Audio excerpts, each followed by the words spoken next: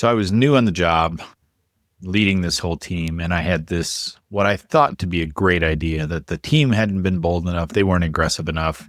So I came up with a great idea for a campaign, and it bombed spectacularly. Welcome to Executive Evolution. I have over 25 years of leadership experience in corporate America. I learned a lot of lessons the hard way, and I created this podcast so that you won't have to. You know, sometimes when we come into new leadership roles, we walk in the door with some preconceptions about what the team has done or what the challenges are. I walked into this thinking the team hadn't really been pushing hard enough, that the team was really missing opportunities. I didn't have a lot of basis, just a gut feel. Then I came up with the idea that we should have this very specific campaign to try and go out and grow our business under this specific idea of charging people for something no one else in the space was charging them for. And it bombed spectacularly. It was a bad idea. No one was pushing back on me because I was new and I wasn't willing to even consider that I was wrong. That's a bad mistake that we can make as leaders in new leadership roles, especially coming in externally without really taking the time to understand what's going on. My guest today is Ben Pippenger. He's the co-founder and staff product manager at Zylo. And while he didn't make a mistake as big as I did, he does at some point in the interview today talk about the importance of realizing that sometimes as a leader, you're wrong. I wish I had learned that sooner. At any rate, let's jump into the story of Ben's executive evolution. Ben, welcome to the Executive Evolution podcast. Thank you, Craig. Happy to be here. Thanks for having me. Absolutely. Thanks for coming on. And I'm really interested by your story. I love these stories because there's so much going on out there with people who've started businesses, seen them grow, different challenges.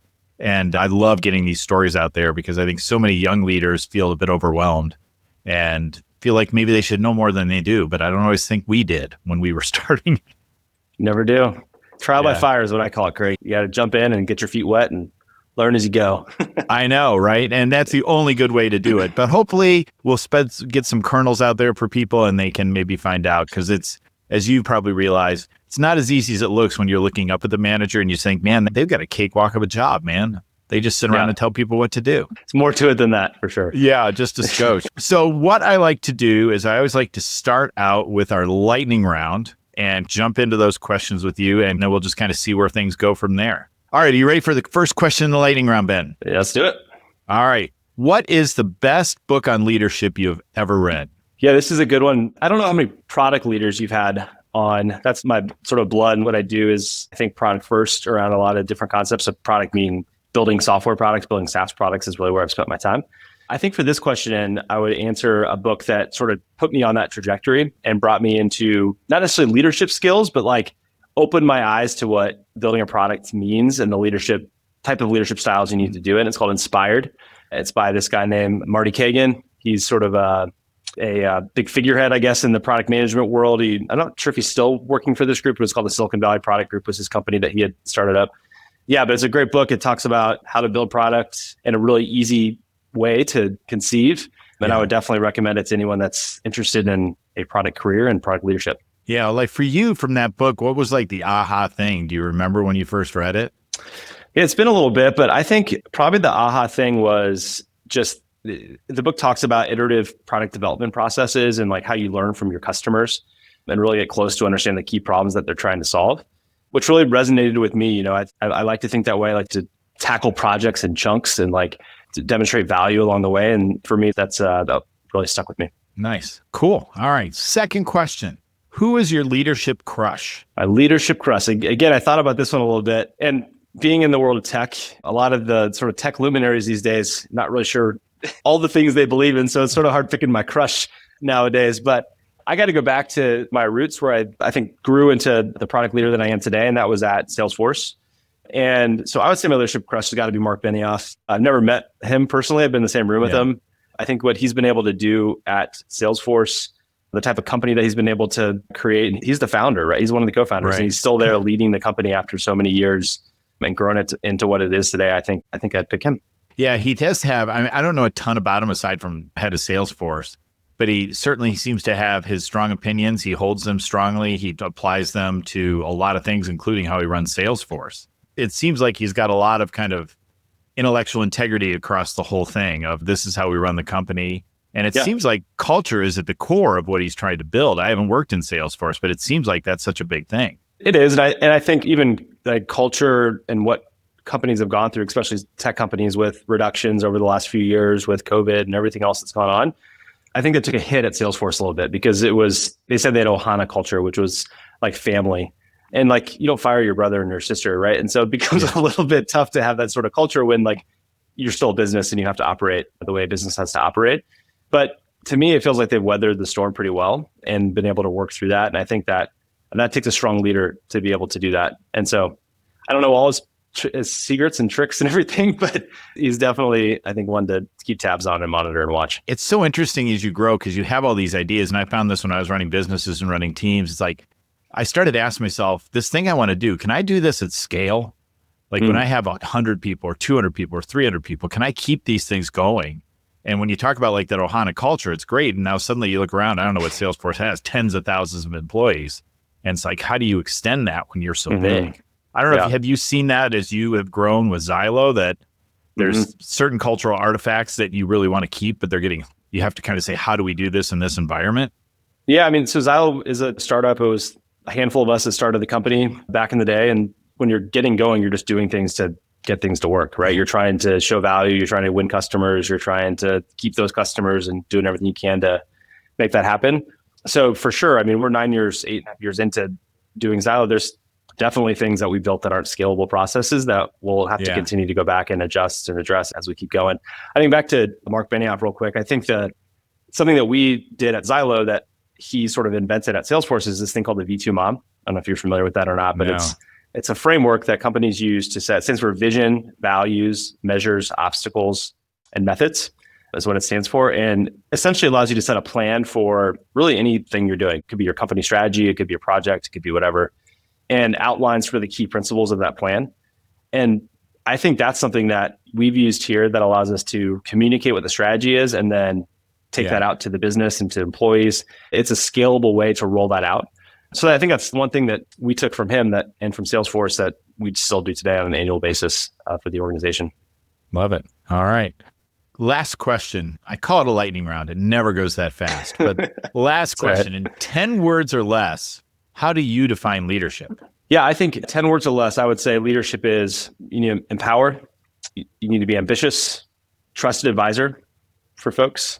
And then I would say always personally and professionally growing and learning would be, I don't know if that was 10 words or less, but when I think leadership, I think about those things. And when I think about people that you're leading, those characteristics and qualities I think are really important for them to be successful and for them to get behind what you're trying to accomplish as a leader.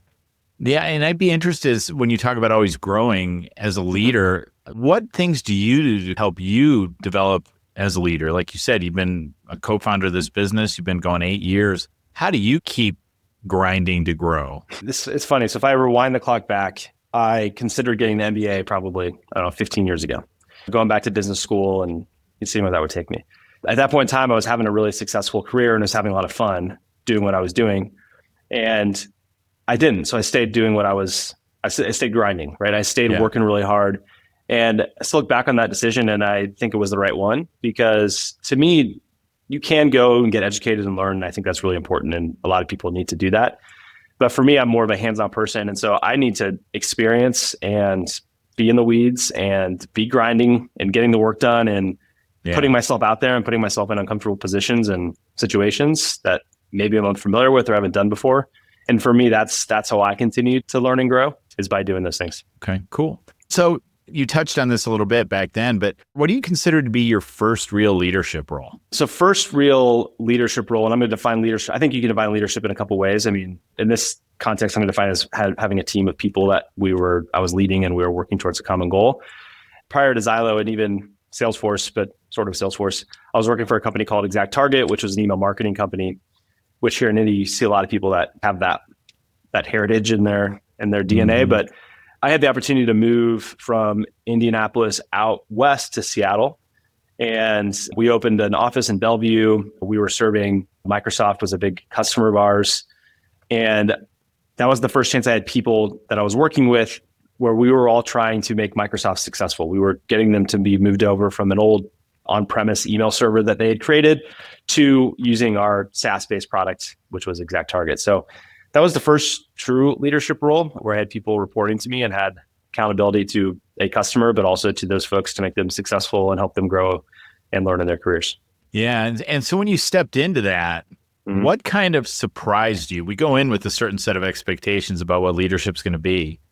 But what surprised you when you've suddenly found yourself with people looking at you, figuring like, what am I supposed to do next? What surprised me would be, I think, people, every person is different. Every person has different perspective on the work that they're doing, has different reasons why they're doing that work, has different ways that they feel that they want to be rewarded, has different motivators for why they're doing that. So I think that the biggest surprise for me was like coming out from an individual contributor into that type of role. Yeah. All of a sudden you need to care about what all these other people are doing and why, and really truly understand it, really truly get to know them and understand them and learn what motivates them.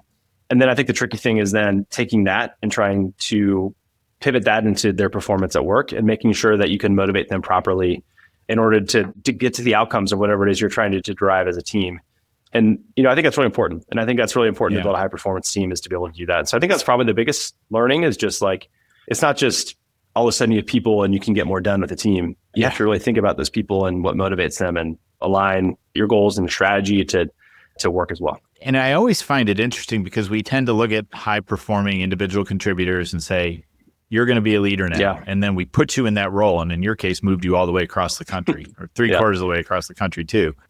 And the struggle I hear from a lot of people is, I moved into that and I really wasn't sure I knew what I was doing, but I was a little concerned about asking questions because clearly they figured I could do it. How did you get the kind of training and development? Was there a lot of formal structures ExactTarget famously had the orange culture and so many things, but was there mentorship or was there formal training? How did you get prepared, or did you just learn on the go? I think it's a little bit of both. ET was a startup as well, right? And so now they were sort of a growing very quickly startup, and they did invest in formal leadership, mentoring and training, both hosted by internal folks, but also they bring in third parties and things like that to make sure that you had the skills to do things like have difficult conversations. And, they would train you on the review process and like those sort of like key fundamentals.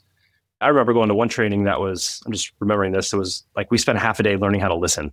It's like, how do you listen? Like, how do you really listen to what people are saying?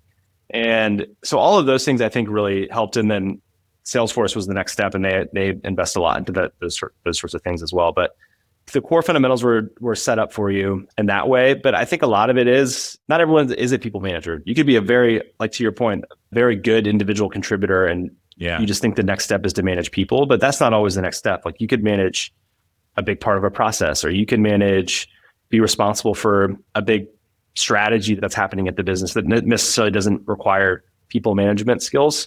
So I do think people need to think about that too. Like I think people just automatically jump to, hey, the right way to progress through a career is to get others reporting to me, but there's other ways to be a high performing individual contributor and have more responsibility in line with what a manager would of people as well. Yeah. And I think that's something a lot of companies could probably do better, is to have a path for the person who is a great teammate, employee, high producer, but it's just not a person who, even if you teach them you talked about the soft skills, right? The soft skills are some of the hardest skills, I think, to learn as a leader. That just may not be who they are. And if we force them into that as their only chance to advance, they're going to blow up themselves, the business, or both, or at least the people. I always wonder why more companies don't try and identify, say, here's a ladder for our independent contributors, here's our management track. And it just seems like such an opportunity to make sure talent, because otherwise you just run the risk of people leaving for more money doing something else or whatever it be. And talent's hard, especially now.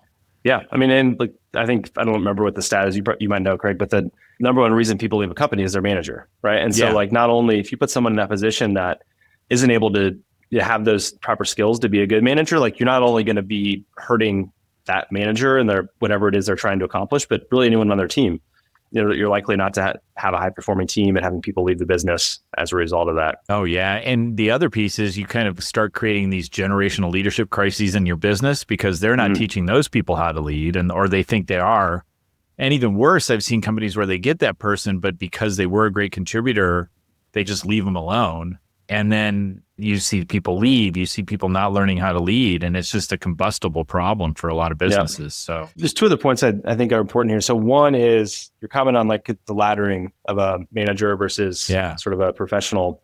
I do see that actually pretty commonly rolled out within software engineering teams. So you will see like a track for managers within like software engineering. So you can be a software engineering manager and you could be a director and all that VP, all that sort of stuff. Yeah. But then on the individual contributor side, I mean, a lot of engineers don't have those soft skills, right? They like to put their headphones on and be heads down and coding and working and solving hard problems. And for those types of folks, there's still laddering and career paths. Like you can become a principal, an architect, those sorts of ways to advance in your career without necessarily having people that are reporting to you. I think the other thing that's important to remember, and for those folks that may be looking at a leadership type of role or a manager type of role, one thing that I struggled with was carving out the time to do that part of your job. Because I think a lot of managers are going to be high performing. They're going to want to get stuff done. They're going to want to be successful and drive whatever it is that the strategy, the outcome is that they're trying to drive towards. But you need to make sure you're carving off the right time. Back to what I said at the beginning there about one of the big surprises, to get to know the people that you're working with, really work with them on their career pathing and their goals and their strategies and where they want to get to in the next 2, 3, 4 years, and helping them with that. That makes you as a manager more successful. But I have found that can be difficult to do when you feel the pressure to deliver whatever it is you're supposed to be delivering on. Yeah, 100%. It's really hard to make that mental mindset shift to say, oh man, I have to not only tell these, give these people a vision and direction, I actually have to invest in them to help them grow, because hopefully I'll get promoted down the road and I want somebody prepared to step into this role behind me. And so it's great to think about it that way. So now let's advance to today. So now, you're a founder of a company or co-founder of Zylo. You have a lot of responsibility there. How has your view on leadership kind of evolved over the years? What do you see as primary maybe today that you didn't see as primary yesterday as a leader? Yeah, I mean, being a co-founder at a company is definitely different than working at a Salesforce, right? There's different problems you're going to tackle. There's different challenges you're going to face. I'm going to say bigger decisions, but like you're making the decisions on the future of a company versus, being part of a company that a lot of times those decisions are happening in another room that maybe you're not in or something. So I would say like I taken forward like the foundation of the people element and sort of those softer skills and making sure that people that you work with, you're really getting to know or doing your best to get to know and understanding what motivates them. Going back to what I said earlier about like learning, I mean, a startup, you're always learning. Like you are facing new things daily that you've never faced before. So I think that has been good for me. Just that's how I like to continue progressing. Has been a good way to continue pushing forward with my leadership skills here and working with the team that I work with today. Can you think of like things that you learned in some of those early roles, not just the first one in Seattle, but some of the other early subsequent roles that you kind of said, these are lessons I took away of things I look back now and said, man, I do things differently now because of that. What were some of maybe the things you wish you had done differently back then that you now do regularly today? So another role that I had, so I moved to Seattle, like I said, and then Microsoft was a wild success. We got them set up. That was all great. And so then I moved into a different type of role. I was running accounts, some of our large consumer brands. So T-Mobile, Nike, and all the Nike brands, and then Gap and all the Gap brands. So like Gap, Old Navy, Banana Republic, all of those. And so that role, I was responsible for the customer. So making sure they were happy and successful and renewed with our software, but then also the campaign team that was building, testing, and sending all of the emails that all those companies send. So you imagine like a Gap, right?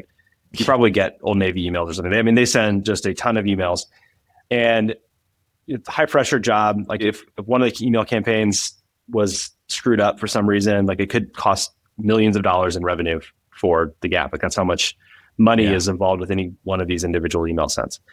So it was high pressure for me, but then also high pressure for the team that we worked with, because they had to feel that the quality of their product was where it needed to be, that the email was being sent on time, that we didn't get blocked by some spam checker somewhere or whatever. And so for me, I was like, how do I motivate this team to stay interested in doing this? Because it was every day building and sending emails and getting these things out the door and trying to make our customers successful. I always looked at it as like, well, we have to do a couple things. One, we need to make sure we're having fun, because some of this can be a grind, to be honest. Like some of it's a grind. It's called work for a reason, right? But how do we inject a little fun into it And I did that a couple of different ways. I always made sure that the team I was working at the time we were in San Francisco, and it was sort of a younger team that all came into the office and got all this work done. So we would make sure we hosted social type events so that people could let loose a little bit, have fun, get to know each of their teammates. Because I think that's really important for the teammates to also feel accountable and trust each other. And then the other thing that I did was I tried to instill a little camaraderie through like some friendly competition sort of stuff. So like we actually had this program where I had sort of custom bulletin boards made, and then we had these little pins that we created. So every week the team would vote for anyone on the team that was impactful to the work they did that week. Those people then got these little sticker pin things, almost like you think about like a football helmet, right? Yeah. And you think about like Ohio State, you see them, they have all their Buckeye stickers all over their helmets. And it's a similar type of program. So we did something like that to try to just like foster team camaraderie and then a little bit of friendly competition for, who's getting the most buttons and stickers and things like that on their boards. That was something that I think is important. And I think taking forward to today is still important. Like you need to be having fun because it can be a grind. But you need to be having fun. And also, it's not all, for most of us, we're not out there curing cancer. We're doing other stuff. And so like you have to also put things into perspective too. Oh, yeah. But what I like about it is you've kind of built in a recognition, because that's such an important piece to try and keep teams motivated. I mean, money is important. Everybody wants to make money. Everybody wants to get their bonus or incentive, whatever. And that all matters. But I think at the core, people want to know their work is valued and that you're actually paying attention and giving them that reward. So I love that you keyed into that early. And have continued to do that, because I would imagine that helps you kind of keep people on board in times when I'm sure people can go make $5,000 more a year somewhere else. Yeah. But what are they walking into? So I love that. Yeah. The money, it motivates for sure, but it's simply temporary. You can get someone to be motivated by a bonus or whatever. But I think also like the recognition and then the peer recognition, that was the other part of it. It wasn't me, their manager, saying, you did a great job, here's a sticker. Like it was the people that they work with, which means something different to feel that from those that are in the trenches with you and working as hard as you. So yeah, and making it real that way. I love that. So if you could go back, I don't know if you have a favorite time machine, if you're a DeLorean guy or a time, however you like to go back in time. And you could go back to Ben at that first leadership role. What's the one piece of advice you would give him that would make him calmer, happier, more effective, better at his job? What's the one most important piece of advice you'd have for him? I would definitely say DeLorean. I'm an 80s kid, so nice. I got to use the Back to the Future. One piece of advice I'd give to him. I think in my nature, I don't necessarily like being wrong. I can accept being wrong and I'm okay with being wrong. I don't like it though, but I think I would tell myself like, you're going to be wrong a lot. And it's okay. Learn from when you're wrong and continue doing better. I love that. Yeah, that's such a key to being confident as a leader, is when people can say something to you and you're like, you know what? You're right. And you don't get into that stubborn, no, I'm right thing. And that's hard, I think, especially when you're young, because you think you know everything. Awesome. Well, so Ben, thank you for sharing the story today. If people want to follow you or learn more about Zylo, what are the best ways for them to do that? Yeah, the best way for me is on LinkedIn from a professional perspective. So like look me up on LinkedIn. It's Ben Pippenger at Zylo. Got it. Excellent. We'll drop the links into the show notes. Thank you very much for being here. We really appreciate it. Yep, you bet, Craig. Thank you. Thanks. I really want to thank Ben for sharing the story of his executive evolution with us. Really haven't had anybody from a product leadership role, really even many founders of companies on the podcast. So I really appreciated his perspective. As always, I like to break down what we talked about today and the big takeaways for me in the areas of competence, confidence, and con. In the area of competence, Ben mentioned early on in his leadership role, he went through classes that taught him some of the soft skills of leadership. And this is so critical and so crucial. A lot of times we come into leadership roles, or our first leadership role, with a lot of product knowledge or industry knowledge, and we think that might be enough. But when we're dealing with people, we need to understand how to have difficult conversations, how to motivate. Learning those competencies is such an important piece of growing as a leader. In the area of competence, I want to mention that he talked about it being okay to be wrong as the leader and to be willing to learn and have the self-awareness that when you're wrong, you need to open up your ears and listen to what other people are talking about.